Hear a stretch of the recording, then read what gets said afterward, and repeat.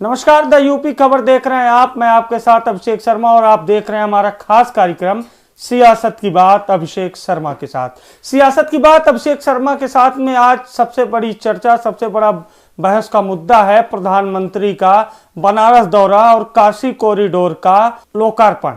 445 करोड़ रुपए की परियोजना का लोकार्पण और 498 करोड़ रुपए अलग से खर्च किए गए मकानों को खरीदने में, यानी ओवरऑल 1000 करोड़ की ये परियोजना काशी के लिए कितनी महत्वपूर्ण है, खासकर पूर्वांचल उत्तर प्रदेश के लिए कितनी महत्वपूर्ण है। इसी खास मुद्दे पर चर्चा करने के लिए हमारे साथ जुड़े हैं, खास बातचीत करने के लिए, इसी मुद्दे पर चर्चा करने के लिए तमकोही कुशीनगर के पूर्व प्रमुख संजय गुप्ता जी, जो प्रदेश अध्यक्ष भी रह चुके हैं ब्लॉक प्रमुख संघ के।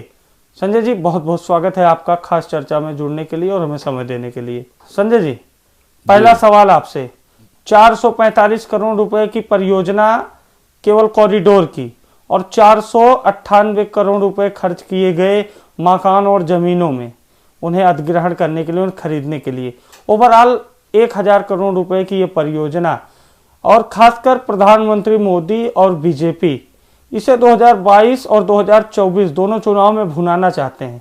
किस तरह से देखते हैं आप इसको? अभिषेक जी, मैं आपको बताना चाहूँगा कि यह जो ताज कॉरिडोर का, काशी कॉरिडोर का जो आज उद्घाटन प्रधानमंत्री महोदय कर रहे हैं, अब ये इसकी शुरुआत काशी की सुंदरता की, काशी को सुंदर बनाने के लिए उत्तर प्रदेश के पूर्व मुख्यमंत्री माननीय अखिलेश यादव जी ने भी शुरुआत की थी और उन्हीं की शुरुआत करने के बाद इन्होंने उन योजनाओं को, भिन्न भिन्न तरीके की योजनाओं को ला करके और आज जो जिसका ये उद्घाटन कर रहे हैं, मैं आपसे एक चीज बताना चाहता हूं कि वहां हम लोग गए घूमने के लिए, वहां आम पब्लिक से हम लोगों की मुलाकात हुई, पटरी दुकानदारों से मुलाकात हुई। जो हम लोग जनप्रतिनिधि हैं, जनप्रतिनिधि जो है अपनी जनता को ही देवता तुल्य मानते हैं जी। तो मैं माननीय प्रधानमंत्री महोदय जी से आपके माध्यम से अवगत कराना चाहता हूं, हम लोगों के जो भगवान हैं वह जनता है और वह जो कर रहे हैं, उन्होंने जो काशी कॉरिडोर का उद्घाटन कर रहे हैं, सुंदर बना रहे हैं, यह उनका स्वागत करता हूं मैं, अच्छी बात है। मगर जनता को रुला करके, जनता को दुख दे करके, जनता को परेशान कर करके, और अगर हम किसी देवता को खुश कर रहे हैं तो पहले जनप्रतिनिधि का देवता हमारी जनता होती है। जनप्रतिनिधि अपने जनता को ही देवता मानती है और वहां आप पता कर सकते हैं, देख सकते हैं कि वहां की जनता, काशी की जनता बहुत ही परेशान है और बहुत ही मायूस है। तमाम लोगों के घर गिर गए वहां पे, तमाम लोगों के जो है पटरी दुकानें जिनकी रोजी रोटी, मुद्दे पे आएंगे संजय जी, उस मुद्दे पे आएंगे, लेकिन सवाल मेरा जो है सबसे पहले उसका जवाब चाहता हूं कि क्या बीजेपी, क्या प्रधानमंत्री मोदी 2022 और 2024 में इसी काशी कॉरिडोर को, इसी अयोध्या में बन रहे राम मंदिर को लेकर, या इसी पूरा जो एक धार्मिक माहौल तैयार किया जा रहा है बीजेपी के द्वारा, क्या बीजेपी इसे चुनाव में भुनाना चाहती है, खासकर 2022 और 24 की? अभी लेकिन 22 की ही चर्चा करते हैं क्योंकि 22 की तैयारियां बड़ी तेज है सभी राजनीतिक दल के द्वारा। अभिषेक जी, मैं बताना चाहूंगा आपको, मैंने पहले भी आपको बताया मगर थोड़ा सा मैं भटक रहा था। मैं आपको बता दूं, मैं वही चीज आपसे फिर पुनः बताना चाहूंगा कि उसको तो वो मंदिर धर्म के नाम पे मंदिर को बनाएंगे, मथुरा काशी को बना लें, अयोध्या को बना लें, मंदिर बना लें, सब कुछ बनाने के बाद भी जनता के लिए मैंने आपसे कहा कि जनप्रतिनिधि जो होता है उसके लिए उसका मंदिर उसकी जनता होनी चाहिए। जनता को जब तक सुख हम नहीं पहुंचाएंगे, आज आपको अवगत है, आप भी अपने घर में रहते होंगे, अपने घर की बाजार करते होंगे, आप नहीं करते होंगे तो आपके घर का कोई व्यक्ति करता होगा। आज आप महंगाई की कंडीशन देख रहे हैं, लोग दफ्तर जा रहे हैं, ऑफिस जा रहे हैं, डीजल और पेट्रोल। मैं संजय जी इसी मुद्दे पे आपसे बुलवाना चाहता था कि संजय गुप्ता जी इस मुद्दे पर बोले कि काशी कॉरिडोर तो बना रहे हैं आप, 1000 करोड़ रुपए खर्च करके, दोनों अलग अलग, एक 445 करोड़ रुपए आप कॉरिडोर में खर्च कर रहे हैं, बाकी पैसा आप जमीनों का अधिग्रहण करने में, मकान खरीदने में कर रहे हैं। लेकिन संजय गुप्ता जी, जिस मुद्दे पर आपने अभी कहा कि बेरोजगारी, महंगाई, शिक्षा, स्वास्थ्य, क्या काशी कॉरिडोर बनाने से, क्या अयोध्या में राम मंदिर बनाने से, या फिर जो इनका ड्रीम प्रोजेक्ट एक माना जा रहा है मथुरा, क्या जो असल मुद्दे हैं क्या उसको बीजेपी पीछे छोड़कर इसको धार्मिक मुद्दों को रूप देकर फायदा उठाना चाहती है? मैं आपसे बताऊं अभिषेक जी, यह अभी तो 2022 का चुनाव है, प्रदेश भर का भ्रमण किया हम लोगों ने भी, मैं भी प्रमुख संघ का प्रदेश अध्यक्ष रहा हूं और विभिन्न जनपदों में 70-75 जितने भी जनपद हैं सभी जनपदों के जनप्रतिनिधिगण हैं जिनसे हमारे लगातार वार्ता होती रहती है जी। हर तरफ का एक ही माहौल है कि उत्तर प्रदेश की जनता जान चुकी है कि यह भारतीय जनता पार्टी धर्म के नाम पे राजनीति कर करके और जनता को धोखा देने का काम कर रही है। जनता का इससे कोई भी लाभ नहीं है। वह मंदिर बना लें और मंदिर के काशी कॉरिडोर बना लें, चाहे मथुरा वृंदावन का सौंदर्यीकरण कर लें, मगर इससे जनता का जमीनी ये भी होना चाहिए और जनता का जो जमीनी मुद्दा है उस पर भी बात होनी चाहिए, लेकिन धर्म के आड़ में आप उन मुद्दों को नहीं छोड़ सकते ना।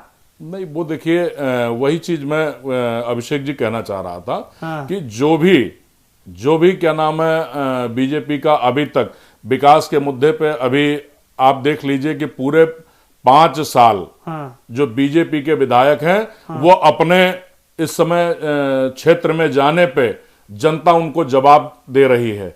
वो लोग अब बहुत सोच समझ करके जो भारतीय जनता पार्टी के सांसद हैं आ जाते हैं असल मुद्दे पे जिसकी चर्चा आपने शुरू में की जी। आज कुछ स्थानीय लोग जो काशी कॉरिडोर के आसपास जिनका घर है उन्होंने प्रदर्शन किया। प्रदर्शन की वजह बताई गई कि उनका घर उजड़ गया और घर से बेघर हो गए। ऐसे कॉरिडोर बनाने से क्या फायदा संजय गुप्ता जी, जिससे लोग बेघर हो जाएं?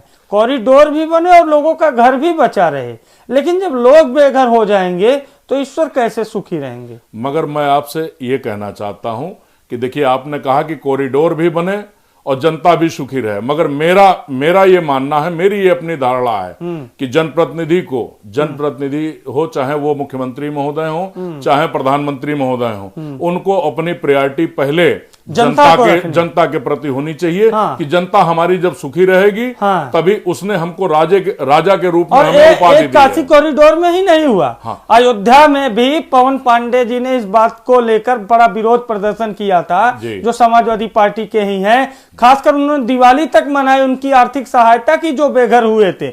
ऐसा क्यों होता है कि जब हम विकास करने के लिए आगे निकलते हैं, खासकर बीजेपी की सरकार में जब धार्मिक विकास होता है तो लोग बेघर हो जाते हैं? मैं आपसे बताना चाहूंगा कि आपको ऐसा लग रहा है कि धार्मिक विकास हुआ है, जहां जहां पे आप कह रहे हैं कि धार्मिक विकास, मैं नहीं कह रहा हूं कि धार्मिक विकास, वो जो धर्म के रूप में कार्य कर रहे हैं उससे लोग क्यों बेघर हो जा रहे हैं? वो इसलिए हो जा रहे हैं कि जब हमने बताया कि पब्लिक के बीच में, जनता के बीच में हम रहेंगे नहीं, जनता की समस्याओं को सुनेंगे नहीं, तो मंदिर और मस्जिद और धर्म का विकास करने से हमारा इस देश का विकास नहीं होना है।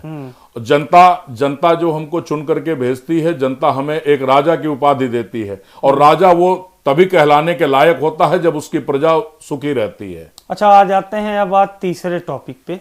तीसरा मुद्दा यह है संजय जी कि पीएम मोदी पूरे भारत के प्रधानमंत्री हैं, लेकिन जब चुनाव आता है तो विपक्ष के लिए वो भाजपा के राष्ट्रीय अध्यक्ष बन जाते हैं। मेरी बातों को गौर से सुनिएगा और समझिएगा, तब जवाब दीजिएगा कि हैं तो पूरे देश के पीएम, लेकिन जब वो चुनाव की बारी आती है तो भाजपा के राष्ट्रीय अध्यक्ष के रूप में व्यवहार करते हैं, टिप्पणी करते हैं, बराबर चुनाव प्रचार करते हैं। क्या एक देश को, क्या एक बड़े लोकतांत्रिक देश के प्रधानमंत्री को यह शोभा देता है या प्रधानमंत्री के पद के अनुरूप है कि आप तो प्रधानमंत्री हैं, लेकिन जब एक प्रदेश के चुनाव आ जाते हैं, एक निकाय के चुनाव आ जाते हैं, पीएम जाके प्रचार करने लगते हैं? क्या चीजें सही हैं? अभिषेक जी, मैं आपको बताऊंगा कि हम लोग छोटे छोटे थे तो हम लोगों के गांव में एक मदारी आता था, वो डमरू बजाता था और डमरू बजा करके लोगों का ध्यान आकर्षित कर देता था। तो उसी तरीके से जब चुनाव आता है, प्रधानमंत्री मोदी जी वो इसी तरीके से क्या नाम है, जगह जगह घूम करके और छोटी छोटी सभाएं और एक एक जनपद में जाना। अभी कुशीनगर में एयरपोर्ट का उन्होंने उद्घाटन किया। एयरपोर्ट जो है हमारे राष्ट्रीय अध्यक्ष अखिलेश यादव जी की देन है। 180 करोड़ रुपए का धन स्वीकृत करके उसी समय कार्य चालू हुआ था और वह कार्य आधे से ज्यादा हो चुका था और इस गवर्नमेंट में उसका उद्घाटन हुआ। 30 जनपद, जहां तक मुझे जानकारी है, मुझे एक कागज लगा था हाथ, सरकारी कागज, उसमें 30 जनपद के सभी जिलाधिकारी, संबंधित जिलाधिकारी से लेकर के सभी विभागों के अधिकारियों की ड्यूटी लगाई गई थी। 30 जनपद से भीड़ इकट्ठा की गई थी।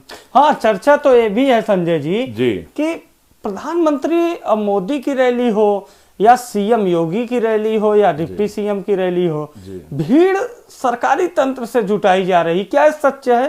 आप क्या कहना चाहेंगे? एकदम 100% सत्य है। तमाम वीडियो वायरल हो रही है। एक महिला का वीडियो भी वायरल हुआ था जो रो रही थी। उस पर मैंने एक पोस्ट भी अपने ट्वीट किया था कि महिला की व्यथा और भाजपा की कथा, मैंने एक ट्वीट करके बताया था। और अक्सर ऐसा हो रहा है कि जो कि जब चोर जो होते हैं, चोर जब क्या नाम है कहीं से धन लूट करके लेके जाते हैं, तो जब बंटवारा होता है तो बंटवारे को लेके विवाद होता है। उसी तरह से जब क्या नाम है लोगों से, गांव से ये लोग किराए की भीड़ इकट्ठा करके लेके आ रहे हैं, जब उन लोगों को मौके पे पैसा या वो लाभ नहीं तो ये बातें सुनने में आई कि समूह की मीटिंग के नाम पर बुला लिया जाता है। बिल्कुल सत्य है ये। मैं जो कि पंचायत प्रतिनिधि रहा हूं और पंचायत में छोटा भाई हमारा ग्राम प्रधान भी है, तो उसके नाते भी हमें पता चलता रहता है। मैं देखता रहता हूं कि अक्सर ये गांव में समूह बने हैं। समूह में महिलाओं को ये कहा जाता है कि समूह में इतना पैसा आएगा, इसका ये लाभ होगा, इससे ये काम कराया जाएगा। और कल तो आपके राष्ट्रीय अध्यक्ष अखिलेश यादव ने कल तो ये भी कह दिया कि भैया अब डॉक्यूमेंट से बात की जाएगी और मनरेगा के तहत भुगतान हो रहा है, जो भीड़ ले जाई जा रही है सबका। जी जी जी, बिल्कुल सत्य कहा उन्होंने। तो इस तरह की स्थिति। और अब आ जाते हैं उसी मुद्दे पे कि पीएम मोदी का एक पार्टी के लिए प्रचार करना क्या पीएम पद को शोभा देता है? बिल्कुल नहीं शोभा देता है। पीएम पद जो मैं आपको बता दूं अभिषेक जी, अभी तक उस पद की एक गरिमा हुआ करती थी। हम लोग छोटे थे तो हम लोग मानते थे कि वाकई हमारे देश का राजा जो है, प्रधानमंत्री जो है, एक ऐसा पद होता है जिसको बड़ा ही मतलब हम लोग महत्वपूर्ण पद मानते हैं। मगर उन्होंने इस पद पे रहते हुए, वो तो भारतीय जनता पार्टी के अटल जी का भी दौर आपने देखा होगा। जी, क्या अटल बिहारी जी भी ऐसा प्रचार करते थे? उस समय तो हम लोगों का नहीं, बिल्कुल नहीं था। बिल्कुल नहीं, ऐसा नहीं किया कभी। हाँ, तो आप अपनी बात को पूरा कीजिए प्रधानमंत्री की। मैं आपसे बता दूं कि मोदी जी अपनी गरिमा को खुद ही गिरा चुके हैं और यह पूरे उत्तर प्रदेश नहीं, पूरे देश की जनता जान चुकी है। अब जो ये पहले जाते थे और माइक पे लोगों से पूछा करते थे कि भाइयों और बहनों मैंने यह किया कि नहीं किया, और वो जब हाथ यूं उठाते थे तो उनके ठीक सामने बैठे जो तंत्र उनके लगे रहते थे, सरकारी तंत्र, उनको पहले से हिदायत दी जाती थी कि हाँ उस पे आप टैपिक बोलते रहना, इशारा करते रहना। तो लोगों से पूछते यह सारा ड्रामा माननीय मोदी जी का यह देश की जनता जान चुकी है। देश में एक रिक्शे वाले से लेके अभिषेक जी और एक पढ़ा लिखा वर्ग भी यह जान चुका है कि यह भारतीय जनता पार्टी के लोग, भारतीय जनता पार्टी के जो लोग हैं, यह जो है धोखा देने का काम कर रहे हैं। क्या पीएम का चेहरा फीका पड़ गया? बिल्कुल पहले की अपेक्षा बिल्कुल फीका पड़ गया। मैं आपको बता दूं कि आप 1-2 महीने से इधर आप देख रहे हैं, अभी उन्होंने कई बार पहले भी किया है, लाल टोपी पे तंज कसा उन्होंने। लाल टोपी को वो खतरे की घंटी, तो मैं उनको आपके माध्यम से उनको बता देना चाहता हूं, ये भारतीय जनता पार्टी के लिए रेड अलर्ट है और उनको ये समझ जाना चाहिए कि ये खतरे की घंटी अब दिखने लगी है और अब उनको। चलिए आ जाइए, हम आपकी भावना को समझ सकते हैं। आप भी राजनीतिक पार्टी से जुड़े हुए हैं और जब किसी के पार्टी पे कोई व्यक्तिगत टिप्पणी होती है तो चाहे छोटा सा कार्यकर्ता हो या बड़ा कार्यकर्ता, वो भी अपने अंदाज में जवाब देता है। एक आगे बढ़ते हैं। प्रधानमंत्री जी जब संबोधन शुरू करते हैं, मैंने 2-3 बार उनका संबोधन सुना, कुशीनगर में भी, काशी में एक बार अभी पहले भी आए थे कुछ महीने पहले। वो कहते हैं कि भोजपुरी भाषा का इस्तेमाल करते हैं, गोड़ लागतानी, का हाल चाल बा। क्या जुड़ना चाहते हैं क्या पब्लिक से? उनके सेंटिमेंट से जुड़ना चाहते हैं क्या? ये उनकी पुरानी आदत हो गई है? इसे किस तरीके से देखते हैं आप? मैं आपको बता दूं कि वो कुछ भी कर लें, भोजपुरी बोल लें या जा करके अवधी बोल लें या इंग्लिश में बोल लें। अब उनकी जितनी भी भाषाएं हैं उन भाषाओं का वो इस्तेमाल कर लें, वो जितने भी क्या नाम है ड्रामा कर लें, मगर अब उनके डमरू का कोई असर भारतवासियों को होने वाला नहीं है। डमरू मतलब क्या है? आप बार बार डमरू कर रहे हैं। बट डमरू इसलिए कह रहा हूं कि वो जैसे हमने बताया आपसे कि एक कुछ दिन पहले 10-20 साल पहले गांव में जो डमरू आते थे मदारी, तो वो आंखों में धोखा देने के लिए वो डमरू बजा करके लोगों से चमत्कार दिखाया करते थे, लोगों का ध्यान कहीं आकर्षित करके और उनको फिर एकदम से कुछ और प्रस्तुत करके दिखा दिया करते थे। तो अब ये हमारे देश की जनता यह जान चुकी है, अब उनको उनके झांसे में आने वाली नहीं है, उनके डमरू के प्रभाव में आने वाली नहीं है। लोग जान रहे हैं कि चलिए आइए अब फाइनल कमेंट आपसे ले लेते हैं। चर्चा हो गई, सारे मुद्दों पर चर्चा हो गई जी। लगभग 1000 करोड़ की ये परियोजना जी, और जिस तरह से इसको पूरा एक माहौल क्रिएट किया जा रहा है बीजेपी के द्वारा जी, धार्मिक माहौल जो बीजेपी का परंपरागत माहौल रहा है, जब जब चुनाव आता है तो बीजेपी अपनी पिच पर आ जाती है बैटिंग करने के लिए। वो चाहे लुंगी टोपी हो या किसी तरीके का बयान हो, वो अलग का मुद्दा है। अभी जो चल रहा है करंट का काशी कॉरिडोर, क्या पूर्वांचल में, आप भी कुशीनगर से आते हैं, पूर्वांचल का ही क्षेत्र है, क्या पूर्वांचल में बीजेपी का मास्टर स्ट्रोक 2022 में चलने वाला है कि नहीं चलने वाला? बिल्कुल नहीं चलेगा। मैं आपको बता दूं कि पूर्वांचल से बीजेपी का सफाया हो चुका है। अभी हाल में ही कल की डेट में गोरखपुर के पंडित हरशंकर तिवारी जी के परिवार में विनय शंकर तिवारी जी विधायक, जय चौबे, कुशल तिवारी जी और माननीय विधायक जी, यह सभी लोग आ गए हैं। पूरे पूर्वांचल में एक हवा चल गई है और पूरा पूर्वांचल यह जान चुका है कि बीजेपी का सफाया इतनी बुरी तरह से करना है, इतनी बुरी तरह से करना है कि फिर ये जो है दोबारा हिम्मत न जुटा पावे लोग। क्योंकि देखिए ये जनता की आह निकल रही है जी। जनता पहले अगर 2 से 3 लोगों का परिवार होता था तो 1 लीटर सरसों का तेल खरीद के वो पूरा 1 महीने काम चला लेते थे, मगर आज यह कंडीशन हो गई है कि वही 2-3 लोगों का परिवार, अब आदमी चाहता है कि 1 लीटर सरसों का तेल हम 3-4 महीने चला ले जाएं। हर चीज की महंगाई, पहले मोटरसाइकिल आदमी अपने लड़की की शादी में दहेज देने के लिए सोचता था कि 50,000 रुपए की व्यवस्था करना है, आज वह इसी पंचवर्षीय में उसको ये लग रहा है कि हमें कम से कम 1 लाख रुपए की व्यवस्था करना है, तब हम कोई छोटी गाड़ी अपनी बेटी को गिफ्ट में दे सकते हैं या दामाद को गिफ्ट में दे सकते हैं। बहुत बहुत शुक्रिया आपका। तो ये थे हमारे साथ समाजवादी पार्टी के नेता संजय गुप्ता, जो कुशीनगर से संबंध रखते हैं, पूर्व में ब्लॉक प्रमुख रह चुके हैं तमकोही ब्लॉक के और ब्लॉक प्रमुख संघ के पूर्व प्रदेश अध्यक्ष भी रह चुके हैं। इनसे हमने काशी कॉरिडोर पर चर्चा की, इनसे हमने प्रधानमंत्री से लोगों से जुड़ने की कला पर चर्चा की, तमाम सारे मुद्दों पर चर्चा की। चर्चा के दौरान संजय गुप्ता जी ने किस तरह से समाजवादी पार्टी की ओर से बीजेपी पर निशाना साधा है आपने देखा।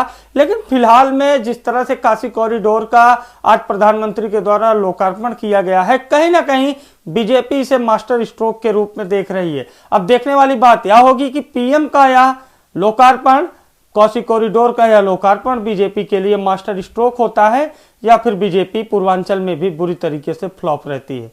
द यूपी खबर के लिए अभिषेक शर्मा, नमस्कार।